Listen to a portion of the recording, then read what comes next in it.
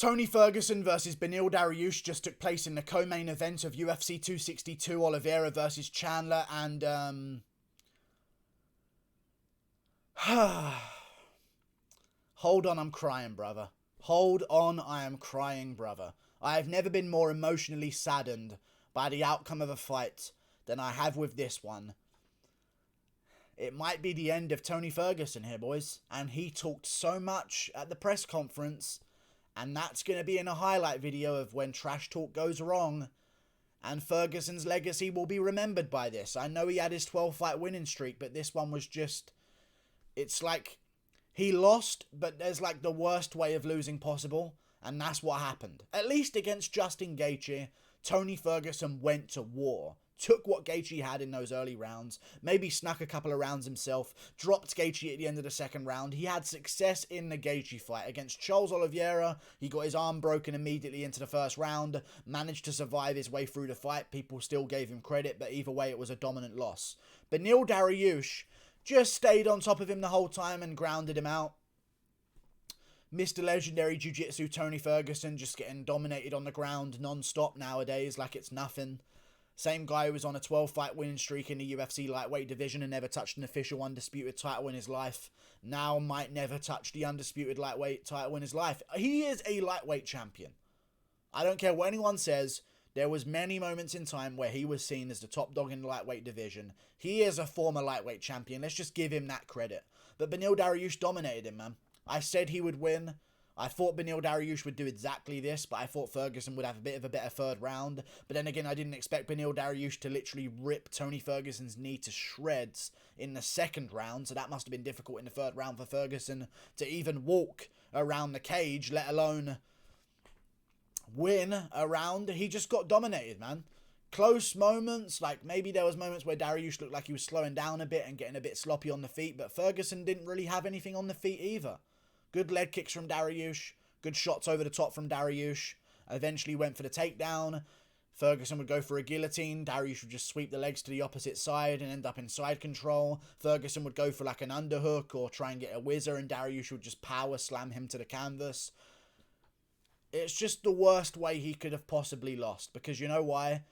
He lost. He had no success whatsoever. He got dominated every single round. And it was fucking boring. That's the problem about it. It's not like if Ferguson is going to war but losing, we will still want to watch. This is the kind of stuff that puts people off watching again. You know what I'm saying? Like the Oliveira fight and this fight in a row. What's to say that Makhachev doesn't do exactly this to Ferguson and submit him as well, which I think that Makhachev... I think it's safe to say Makhachev probably would beat Ferguson at this point. Let's be real here. He's not the same as he once was. And I know that people are going to think I'm taking away from Beneil Dariush. I'm not at all. I picked him to win. I thought he would lose the third round, but I thought he would do exactly that in the first two. Stay in half guard, stay in full guard, and just land total strikes for a win. But, you know, he just gets dominated. There was a moment where he looked like he had a decent scramble and could have ended up on top, but just Dariush would out-scramble him. He would just roll for a leg of Tony Ferguson, rip apart his knee completely, and then stay on top and land big ground and pound shots. It was just that there was zero chance of success for Ferguson. I was worried the whole time he's going to get KO'd because his chin's way out there. It's just sad to see, man. I think his next opponent should be Michael Chandler in the main event of a fight night. Sign me up, man. Tony Ferguson, Michael Chandler... Main event of any fight night, October, November time. Let's do that, I think. Do not cut him from the UFC after that loss. He's lost 3 in a row to 3 top contenders in the lightweight division. Let's give him one more chance against Michael Chandler. The loser of him versus Chandler goes home because they're both in the same situation. If they lose again, they're going to be too far away from the belt to even risk wanting to continue their career and get back towards the belt. It's just sad to see Ferguson lose this way, man. I don't know what else to break down of the fight. Like, there was no success. There was none.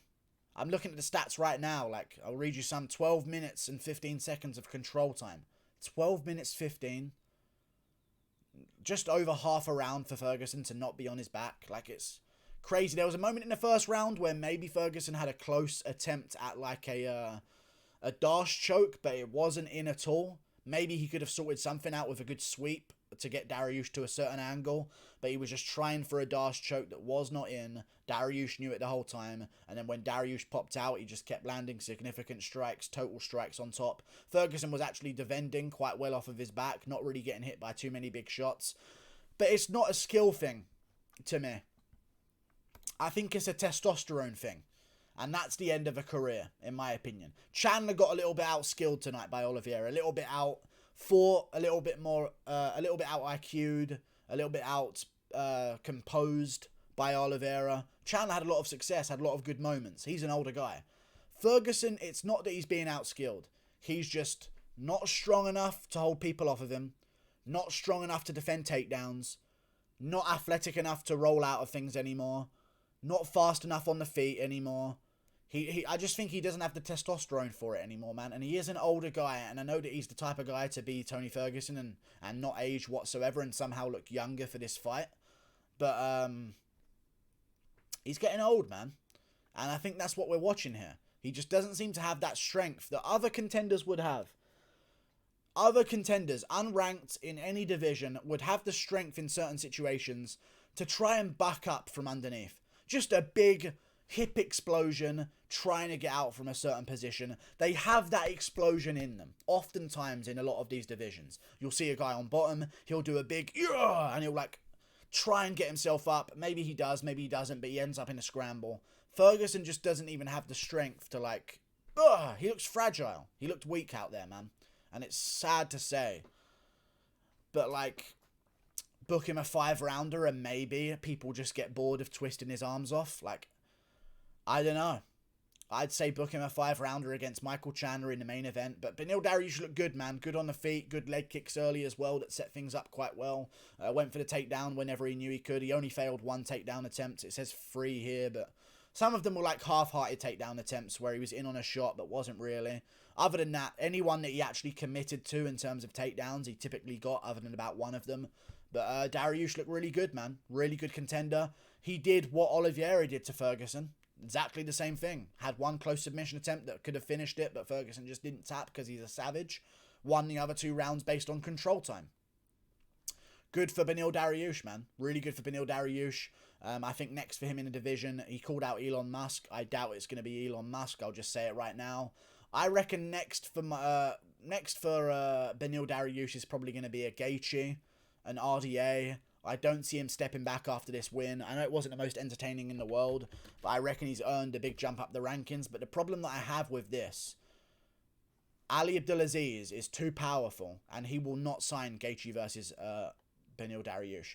You know what? Dariush and RDA will not sign a fight with each other. They're best friends. They're training partners for ages. They're not going to sign a fight with each other. So right now we're in a weird situation where Gaethje and Dariush are under the same company, which means that Ali Abdelaziz won't have them fight each other because that's the fucking future of the sport, unfortunately for us, because of how much Ali Abdelaziz has in terms of fighters. There should be a cap on how many fighters you can own per division as a manager, in my opinion. That would benefit the division massively. But they're not going to make Gaethje versus Dariush. I can almost bet they won't make that fight. Dariush wants some time off. I can see Dariush getting like, I don't even know what I could see Dariush getting. Like the winner of Dan Hooker, Kevin Lee, or the winner of Dan Hooker, Paul Felder 2, or Dan Hooker, Gregor Gillespie, or I don't even know what they're going to do anymore.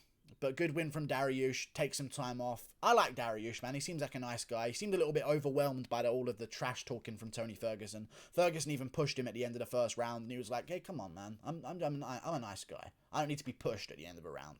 You know what I'm saying? But good win from Dariush. Kept control.